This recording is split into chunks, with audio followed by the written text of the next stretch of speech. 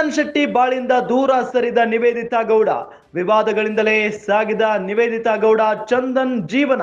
ನಿವೇದಿತಾಗೆ ಮೈಸೂರಿನಲ್ಲಿ ಪ್ರಪೋಸ್ ಮಾಡಿದ್ದ ಚಂದನ್ ಶೆಟ್ಟಿ ಮೈಸೂರಿನ ಯುವ ದಸರಾ ವೇದಿಕೆಯಲ್ಲಿ ನಿವೇದಿತಾಗೆ ಪ್ರಪೋಸ್ ಮಾಡಿದ್ರು. ಯುವ ದಸರಾ ವೇದಿಕೆಯನ್ನ ಬಳಸಿಕೊಂಡಿದ್ದಕ್ಕೆ ಸಿಕ್ಕಾಪಟ್ಟೆ ಆಕ್ರೋಶ ವ್ಯಕ್ತವಾಗಿತ್ತು. ವಿವಾದದ ಬಳಿಕ ಕ್ಷಮೆಯನ್ನ ಕೋರಿತ್ತು ನಿವೇದಿತಾ ಚಂದನ್ ಶೆಟ್ಟಿ ಜೋಡಿ. ನಿವೇದಿತಾಗೆ ಲವ್ ಪ್ರಪೋಸ್ ಮಾಡಿ ವಿವಾದವನ್ನ ಸೃಷ್ಟಿ ಮಾಡಿದ್ರು Chandan Shetty. Bigg Boss reality show ಮುಖೇನ ಸ್ನೇಹಿತರಾಗಿದ್ರು ಚಂದನ್ ಮತ್ತು ನಿವೇದಿತಾ.